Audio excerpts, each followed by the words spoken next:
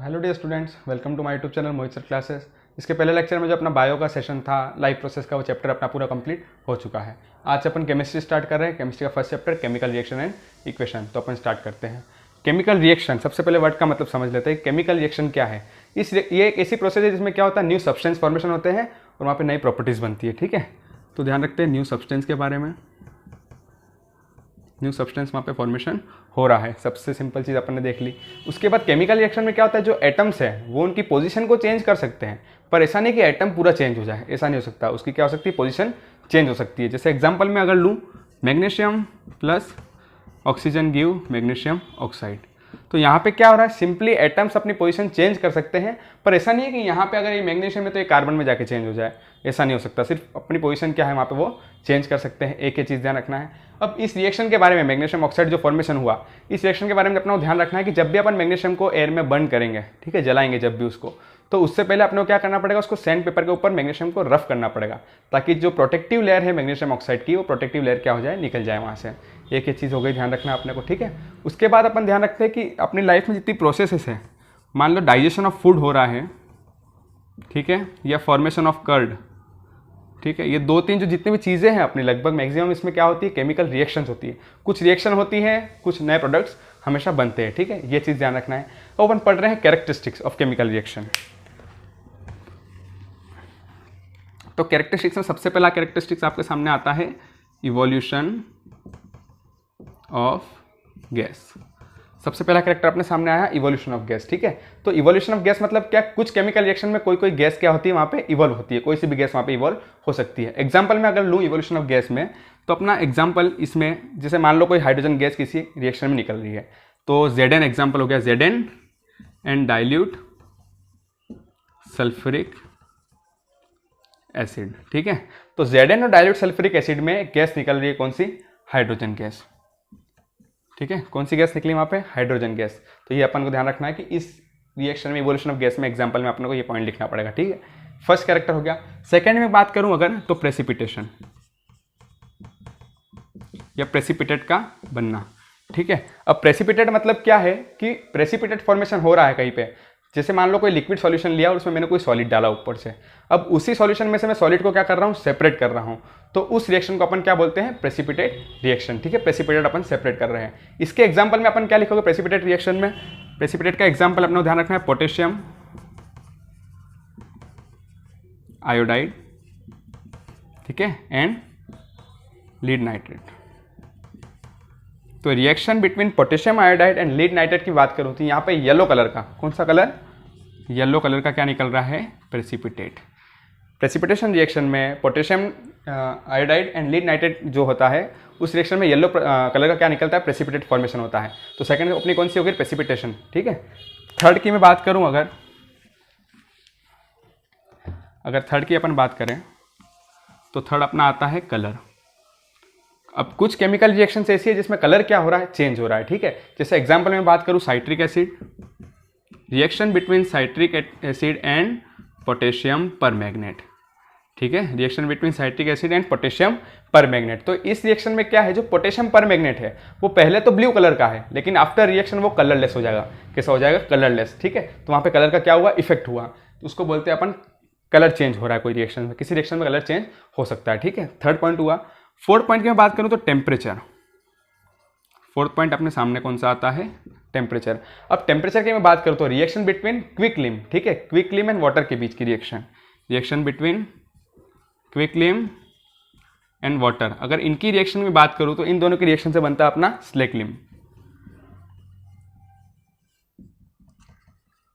तो इस रिएक्शन में क्या हो रहा है, टेम्परेचर बढ़ रहा है। ठीक है, एग्जांपल में आपको सबको लिखना पड़ेगा कि इवोल्यूशन ऑफ गैस में आप क्या एग्जांपल लिखोगे, टेम्परेचर में क्या लिखोगे, कलर में क्या लिखोगे।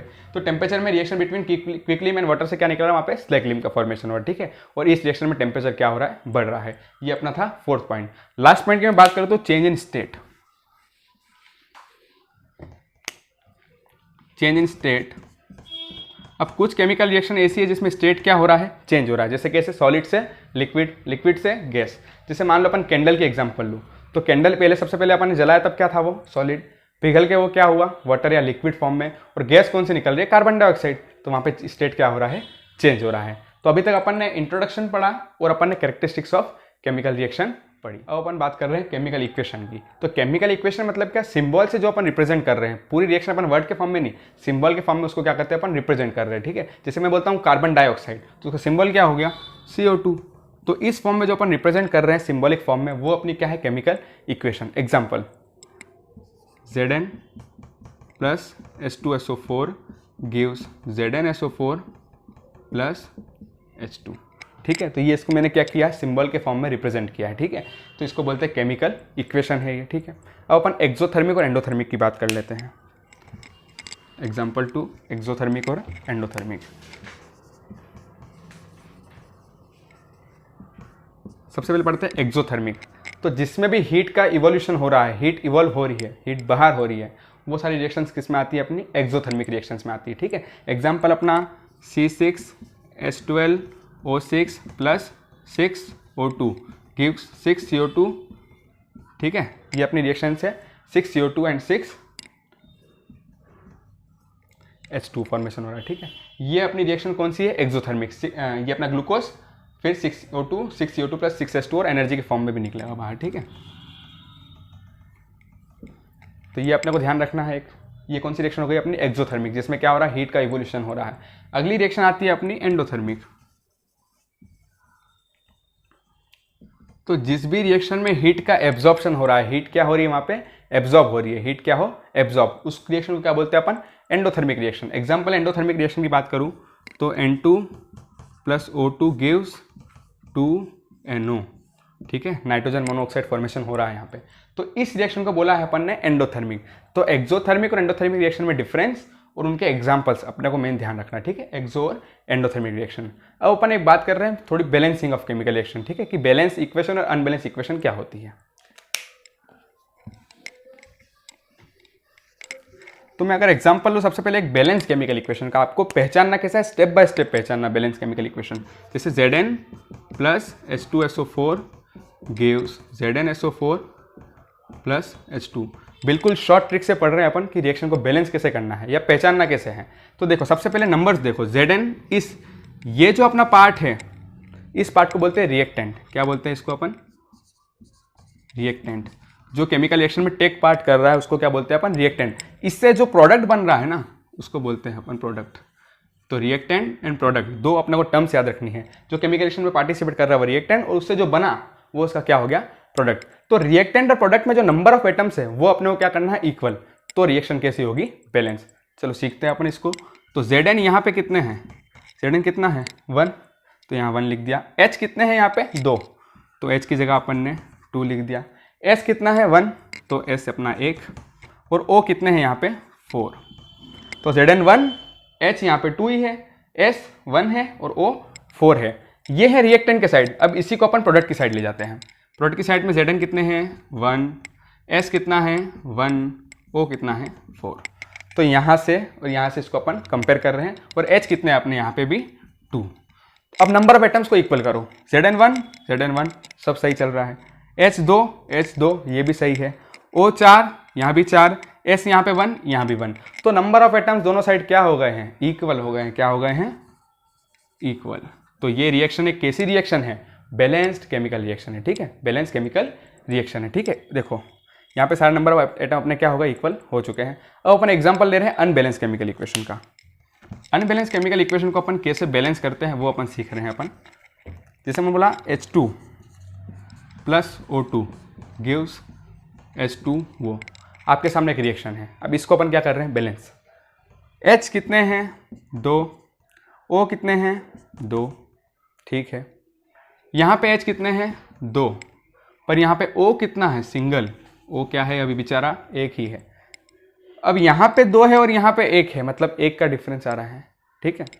अब अगर अपन इस पूरी के जो रिएक्शन है, जो पूरा अपना प्रोडक्ट है, अगर मैं इसको 2 से मल्टीप्लाई कर दूं, सिंपली किससे कर रहा हूँ 2 से, तो 2 से जिसका मल्टीप्लाई किया किसका मैंने, O का, तो O कितने हो गए 2, यहाँ पे भी O कितने हैं 2।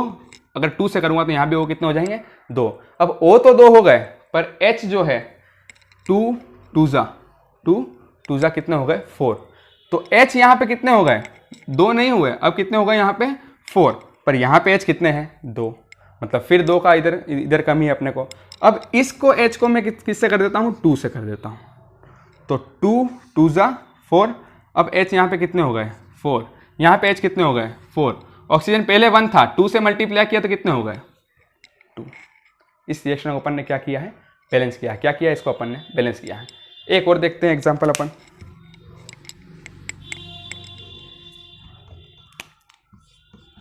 CH4 प्लस O2, डिफरेंट अपन एग्जाम्पल के साथ में अपन उसको देखते हैं, ठीक है। CH4 plus O2 gives CO2, ठीक है। CH4 plus O2 gives CO2 plus H2O। एक रिएक्शन आपके सामने। नंबर देखो, कार्बन के कितने हैं, 1। कार्बन कितने हैं, 1।